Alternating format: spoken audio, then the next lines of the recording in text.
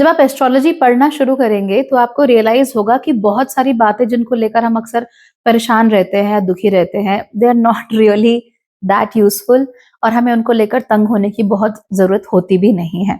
ऐसा ही एक जो इवेंट है वो होता है एक्लिप्सेस। एक्लिप्सेस यानी ग्रहण। तो जितनी बार भी ग्रहण लगते हैं, एक न्यूज साइकिल शुरू होती है। न्यूज़पेपर से लेकर हर कोई व्यक्ति अरे ग्रहण लग गया, ग्रहण लग गया, ग्रहण लग गया कहते रहते हैं। चाहे आपके देश में दिखे चाहे ना दिखे, कोई फर्क नहीं पड़ता। वी आर मोर अबाउट कि भैया ग्रहण लग गया है तो कुछ ना कुछ तो होके रहेगा। ऐसा कुछ नहीं होता है। इनफैक्ट सारे ग्रहण ध्यान देने लायक होते भी नहीं हैं। ऐसे कौन से ग्रहण हैं जिन पे ध्यान देने की जरूरत नहीं होती है? ऐसे ग्रहण जो कि आपके देश में नजर नहीं आ रहे हैं। तो अगर कोई ग्रहण है, मान लीजिए हम भारत में रहते हैं, भारत में कोई ग्रहण नजर नहीं आ रहा, we don't need to be very worried about it, क्योंकि जो हम पर असर पड़ेंगे वो दूसरों की वजह से पड़ेंगे, इनडायरेक्ट असर पड़ेंगे। एंड जब इनडायरेक्ट कोई चीज होती है ना तो इतनी पावरफुल नहीं होती। तो हमारे लिए सबसे पहले तो ये चीज ज्यादा इंपॉर्टेंट है कि हमारा जो देश है उसमें वो चीज नजर आ रही है कि नहीं आ रही, और जहां नजर आ रही है is that the place we are living in. जैसे कि अभी दो तीन साल पहले की बात है, भारत में एक चंद्र ग्रहण तो नजर आया था, लेकिन वो नॉर्थ ईस्ट में नजर आया था। तो जब नॉर्थ ईस्ट में नजर आया था तो जो भी फिर होना है वो नॉर्थ ईस्ट में हुआ। तो ये सारी चीजें आप लोग देख सकते हैं। So again, if the Eclipse is not visible in your particular location, you probably don't need to worry about it. Second चीज जो हमको ध्यान देनी है वो है कि एक्लिप्स की क्वालिटी क्या है। अब एक्लिप्स भी अलग अलग प्रकार के होते हैं। जैसे कि अगर आप अपनी स्क्रीन को देखेंगे इस समय पे, यू विल फाइंड जो अभी सितंबर की शुरुआत में हमने एक टोटल लूनर एक्लिप्स देखा था, यानी पूर्ण चंद्र ग्रहण देखा था। इस चंद्र ग्रहण की खास बात यह है कि इस समय पर पूर्व भद्रा नक्षत्र में ही राहु भी थे और चंद्रमा भी थे, यानी एक ही राशि में एक ही नक्षत्र में राहु और चंद्रमा थे। जब एक साथ आते हैं तो ग्रहण ज्यादा पावरफुल होता है। और इस बार ये ग्रहण और ज्यादा पावरफुल इसलिए हुआ क्योंकि भारत, चीन, रशिया और उसके अलावा सेंट्रल एशिया और मिडिल ईस्ट के भी बहुत सारे हिस्सों में इस ग्रहण को देखा गया। यानी कि दुनिया का सबसे बड़ा पॉपुलेशन का जो भूभाग है उसमें इस ग्रहण को देखा गया। So it's going to be very important, number one, because दोनों ग्रह राहु और चंद्रमा एक साथ है, एक ही नक्षत्र में है, एक ही राशि में है, और दूसरी बात ये कि बहुत बड़े भूभाग में देखा गया। लेकिन अब जो 21 सितंबर के दिन हमारा जो एक्लिप्स आने वाला है वो है एक आंशिक सूर्य ग्रहण।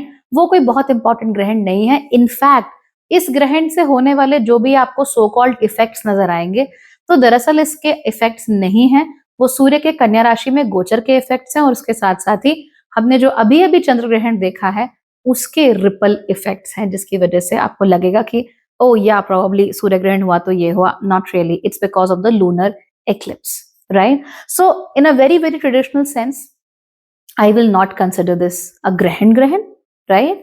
However, what I would suggest is कि आप ध्यान से देखें कि दोनों के बीच में differences कितने हैं। So look at your screen right now। मैंने दृक पंचांग से एक स्क्रीनशॉट लिया है। ये स्क्रीनशॉट उस समय का है जब भारतीय समय के अनुसार सूर्य ग्रहण शुरू हो चुका होगा। तो आप इस पर बहुत क्लियरली देख सकते हो कि केतु 23 डिग्री पर बैठे हैं लियो राशि की, ओके, 23 डिग्री लियो पे बैठे हैं, और हमारे जो सूर्य हैं वो 4 डिग्री कन्या राशि में बैठे हुए हैं। इसका मतलब कि इन दोनों के बीच का जो डिफरेंस है वो 11 डिग्रीज का है। तो सुनने में तो 11 डिग्री बहुत ज्यादा लगता नहीं है, आप कंपास से मैप करोगे तो इतनी सा होगा, लेकिन वैसे आकाश में it is thousands of kilometres. And उसके साथ साथ ही 11 degrees is equal to more than 1/3 of a sign, क्योंकि एक जो राशि है वो 30 डिग्री की है। तो अगर 11 डिग्री का डिफरेंस हो गया, इसका मतलब कि लगभग 1/3 राशि का डिफरेंस इन दोनों के बीच में है। सिर्फ इतना बड़ा डिफरेंस आ जाता है तो हम उसे ये नहीं कह सकते कि भैया ये बहुत ही स्ट्रॉन्ग एक्लिप्स है या इसके बहुत स्ट्रॉन्ग रिजल्ट्स हमको देखने को मिलने वाले हैं।